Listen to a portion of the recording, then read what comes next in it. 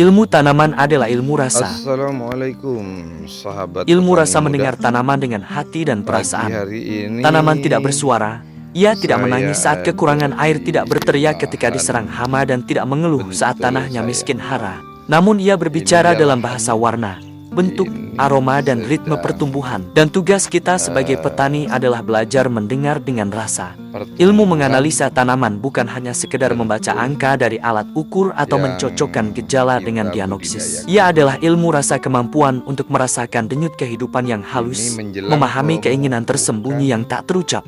Ketika daun menguning, kita tidak hanya melihat klorosis, kita merasakan kerinduan akan unsur hara yang diperlukan.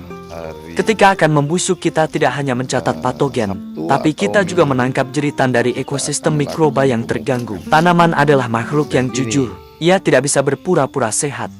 Ia menunjukkan segalanya. Jika kita cukup peka, maka ilmu rasa bukanlah mistis, melainkan kedalaman empati ekologis.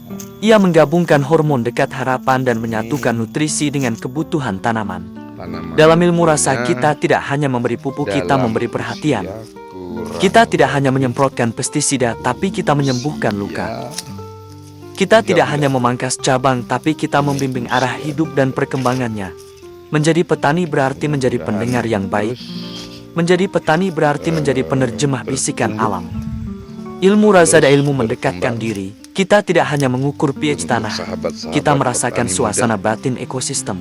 Kita tidak hanya menyemprotkan nutrisi, kita memberi cinta dalam bentuk larutan.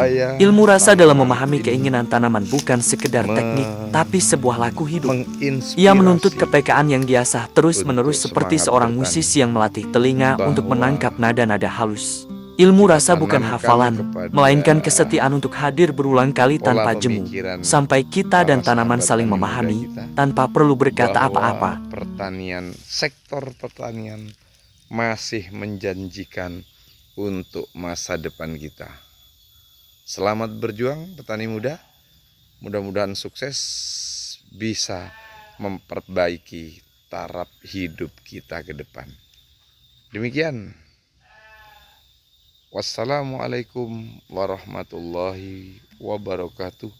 Dan tetap semangat sahabat petani muda.